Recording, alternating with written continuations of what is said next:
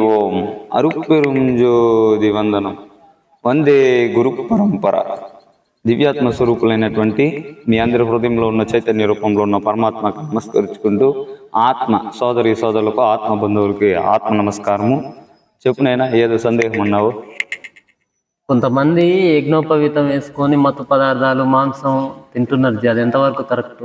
యజ్ఞోపవీతం అంటే ఏమో తెలుసా నైనా? జంజం అంటారు కదా మా సైడ్. జంజం ఎందుకంటే తెలవాలి కదా. యజ్ఞోపవీతం అంటే కొంతమందికి తెలిసి ఉంటుంది, కొంతమందికి తెలిసి ఉండదు. అతి పవిత్రంగా అన్ని దేవతలు కానీ అందరూ చూసినారంటే యజ్ఞోపవీతం ధరించి ఉంటారు.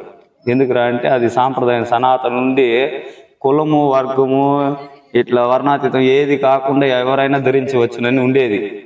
ఎందుకంటే వేదాంతం అందరికీ సమానమే అని చెప్పినారు, కానీ ఈ కులం వాళ్ళే వేదం చదవాలి, వీళ్ళే యజ్ఞోపవీతం ధరించాలి, వీళ్ళే పూజలు చేయాలి అని ప్రత్యేకంగా లేదు. ఎవరైతే యజ్ఞోపవీతం అంటే బ్రాహ్మణులతో సమానం. ఈ బ్రాహ్మణులు ఎట్లా అంటే ఇప్పుడు అందరూ బ్రాహ్మణులు కాదు. చూడండి, ఎంతో మంది మేము విశ్వ బ్రాహ్మణులు అంటున్నారు, లేకపోతే నాయి బ్రాహ్మణ్స్లో ఎన్నో కులాలు ఉన్నాయి. మీరు చెప్తాను చూడు యజ్ఞోపవీతం గురించి. యజ్ఞోపవీతం ధరించి చాలా మంది ఇప్పుడు దాని పవిత్రత తెలిసి చాలా మంది బాగున్నారు.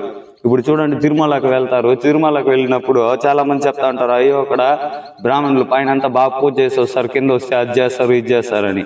అవంతా తప్పుడు సమాచారం. ఎందుకు సమాచారం అంటే నేను బాగా గమనించింది అంత లోకంలో చాలా మంది యజ్ఞోపవీతం ధరిచినారు. ఈ కోమటి వాళ్ళు వీళ్ళంతా ఉన్నారు కదా, ఈ వైశ్యాస్ అని చెప్పేసి ఇట్లాంటి చాలా ఇప్పుడు మన విశ్వ బ్రాహ్మిన్స్ అని చెప్పుకునేటువంటి వాళ్ళు వీళ్ళంతా చాలా మంది యజ్ఞోపవీతం అంటే ఈ జంజం వేసుకొని దీన్ని వేసుకున్న తర్వాత మాంసాన్ని కానీ మద్యపానం కానీ ఈ ధూమపానం కానీ ఇవన్నీ సేవిస్తూనే ఉన్నారు. ఇదంతా పూర్వం నుండి వచ్చింది.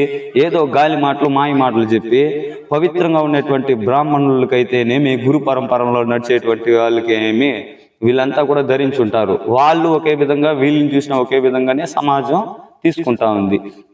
దీని ముఖ్యంగా నేను చెప్పేది ఏమంటే, ఈ యజ్ఞోపవీతం ధరించినటువంటి ప్రతి వ్యక్తికి నేను చెప్పే ముఖ్య విషయం, ఎందుకంటే మీకు చేతనైతే దాన్ని పవిత్రంగా కాపాడాలనుకుంటే మాత్రమే దాన్ని వేయండి.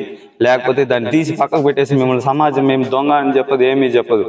ఎందుకు ఈ విషయం గురించి చెప్తా ఉన్నానంటే, ఈరోజు తారీఖు 19వ తారీఖు 12వ నెల 2024 రోజున నేను ఏదో ఒక ప్రదేశానికి అయితే వెళ్ళి మనం తెలుసుకున్నటువంటి విషయం ఎందుకురా అంటే, ఈ యజ్ఞోపవీతం ధరించి అన్ని తినచ్చు, అన్ని తాగచ్చు, ఏనాటి నుంచో ఉంది, మా తాతలు తిన్నారు, మా అవ్వలు తిన్నారు అని ఏదో గాలి మాటలు చెప్పుకుంటూ దీనికి సూత్రం తెలియదు, సుడి తెలియదు.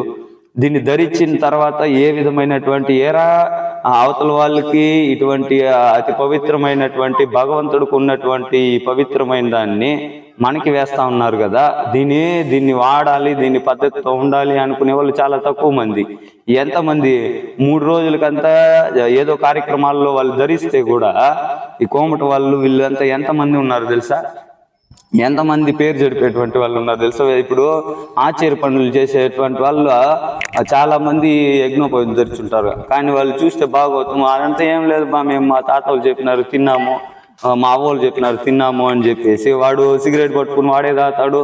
వాడు బ్రాహ్మణుని వాడిని పట్టుకుని తిరుగుతూ ఉన్నారు రోడ్ల పైన. ఇప్పుడు మా శిష్యులంతా ఉన్నారు, యజ్ఞోపవీతం ధరింపజేద్దాం అనుకుంటా ఉన్నాం. రేపటికి ఏదో ఎవరిన చూస్తే వీడు పవిత్రుడు కాదు, వాడు పవిత్రుడు కాదని అట్లా భ్రష్టు పట్టించే కాలం అయింది. దయచేసి అందుకే మీరు బాసరకు వెళ్ళారనుకోండి, శ్రావణ పౌర్ణమి రోజు అక్కడ యజ్ఞోపవీతాన్ని అందరికీ, ఈ కులము ఆ మతము ఇదంతా ఏమీ లేదు, వర్ణం గిర్ణం ఏది ఉండదు. ఎందుకంటే ఎవరైనా ధరించవచ్చు, స్త్రీలు కానీ పురుషులు కానీ అనేది.